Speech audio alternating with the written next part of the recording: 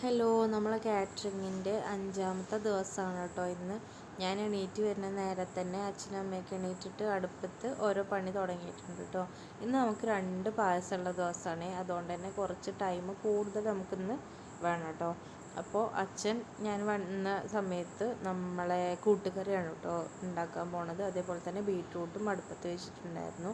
പിന്നെ അമ്മയാണെങ്കിൽ പാത്രം കഴുകി തുടങ്ങിയിട്ടുണ്ട്. ഇപ്പം തന്നെ നമുക്ക് വൈകുന്നേരം വരെ പാത്രം കഴുകാനുണ്ടാവും കേട്ടോ.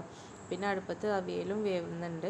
അതേപോലെ തന്നെ കൂട്ടുകറിക്കും നമ്മൾ അടുപ്പത്ത് വെച്ചിട്ടുണ്ട്. അതേപോലെ മസാലക്കറിക്കും വെച്ചിട്ടുണ്ട് കേട്ടോ. പിന്നെ ചേച്ചീൻ്റെ കുട്ടിയും കൂടെ എണീറ്റ് വന്നു കേട്ടോ. ഞാൻ എണീറ്റതിൻ്റെ പുറമെ തന്നെ അവനും വന്നിട്ടുണ്ടായിരുന്നു. പിന്നെ അവനെ അങ്ങോട്ട് പറഞ്ഞയച്ചു, ഇത്ര നേരത്തെ എണീക്കേണ്ടെന്നൊക്കെ പറഞ്ഞിട്ട് പറഞ്ഞയച്ചിട്ടുണ്ടായിരുന്നു കേട്ടോ. മസാലക്കറി അടുപ്പത്ത് വെച്ചപ്പോഴേക്കെന്ന് നമ്മുടെ കൂട്ടുകറി സെറ്റായിട്ടുണ്ടായിരുന്നു. പിന്നെ ഞാൻ സാമ്പാറിനുള്ള ഉള്ളിയൊക്കെ കൊണ്ടുവന്നിട്ടുണ്ട്. അതേപോലെ തന്നെ ഞാൻ പച്ചടി ഉണ്ടാക്കാനാണ് കേട്ടോ നിന്നത്. ഇന്ന് നമുക്കൊരു ഏട്ടൻ വന്നിട്ടുണ്ടായിരുന്നു നാളികേരം ചിലവാൻ വേണ്ടിയിട്ട്. കാരണം ഇന്ന് നമുക്ക് തേങ്ങാപ്പാൽ കൊണ്ടുള്ള പായസം കൂടി ഉള്ളതുകൊണ്ടാണ് കേട്ടോ അങ്ങനെ വന്നിട്ടുണ്ടായിരുന്നത്. എൻ്റെ സൗണ്ടൊക്കെ നന്നായിട്ട് ക്ഷീണിച്ചിട്ടുണ്ട്, കാരണം നമ്മൾ നന്നായിട്ട് ക്ഷീണിച്ചിട്ടുണ്ട്. അപ്പോൾ അങ്ങനെ സൗണ്ടൊക്കെ നല്ല മാറ്റമുണ്ട്. പിന്നെ അച്ഛനാണെങ്കിൽ പായസമൊക്കെ ഉണ്ടാക്കാൻ വേണ്ടിയിട്ട് തുടങ്ങിയിട്ടുണ്ട്. രസവും പുളിയിഞ്ചിയൊക്കെ അടുപ്പത്ത് വേവുന്നുണ്ട് കേട്ടോ. പുളിയിഞ്ചി ഇന്ന് കുറച്ച് കൂടുതൽ ഉണ്ടാക്കിയിട്ട് വെക്കാമെന്ന് വിചാരിച്ച് പിന്നെ നമ്മൾ പായസം വെക്കാനുള്ള തേങ്ങാപ്പാലൊക്കെ എടുക്കാൻ വേണ്ടിയിട്ട് നിന്നു കേട്ടോ. പിന്നെ ഞാനാണെങ്കിൽ അടുക്കളയ്ക്ക് തന്നെ പോയിട്ടുണ്ടായിരുന്നു.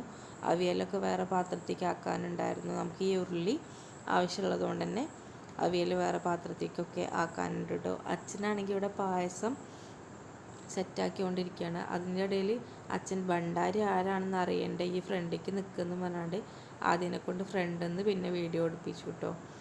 അടപ്പായസം കുറേ നേരം ഇരുന്നിട്ട് അടുപ്പത്ത് കിടന്ന് നല്ലോണം ഇളക്കി കൊടുത്ത് സെറ്റാക്കി എടുക്കണം കേട്ടോ. എന്നാലേ ആ ഒരു ടേസ്റ്റ് വരുള്ളൂ.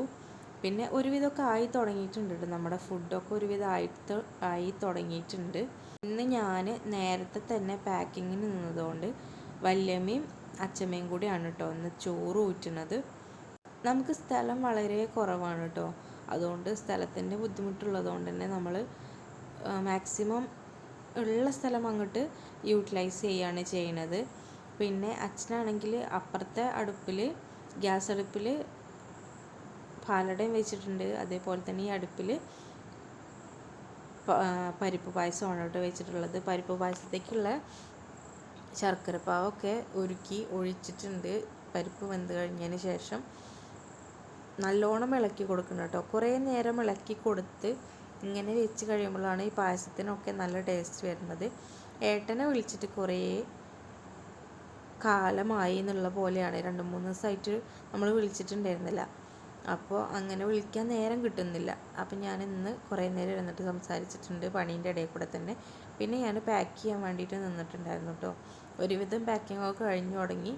ഇത് ഞാൻ സാമ്പാറാണ് കേട്ടോ പാക്ക് ചെയ്യുന്നത്. സാമ്പാർ നല്ല ചൂടുള്ളത് കൊണ്ട് തന്നെ പേടിയുണ്ട്. പിന്നെ അപ്പോഴേക്കും ഞാൻ നല്ലോണം ടയേർഡായിട്ടൊന്ന് ഉറക്കം ശരിയാവാത്തത് കൊണ്ട് 2 ദിവസമായിട്ട് ഉറക്കമൊന്നും ശരിയാവുന്നില്ലല്ലോ. അപ്പോൾ അതുകൊണ്ടൊക്കെ ആയിരിക്കാം പെട്ടെന്ന് രാവിലെ ഒരു 9 മണിയൊക്കെ ആകുമ്പോഴേക്ക് തന്നെ ഞാൻ ക്ഷീണിച്ച് തുടങ്ങിയിട്ടുണ്ടായിരുന്നു. പിന്നെ ഞാൻ ഒരു പാക്കിങ്ങൊക്കെ ഞാൻ തന്നെയാണ് ചെയ്തത്. പിന്നെ കുറച്ച് നേരം കഴിഞ്ഞിട്ടാണ് കേട്ടോ ഒന്ന് ചേച്ചി വന്നിട്ടുണ്ടായിരുന്നത്.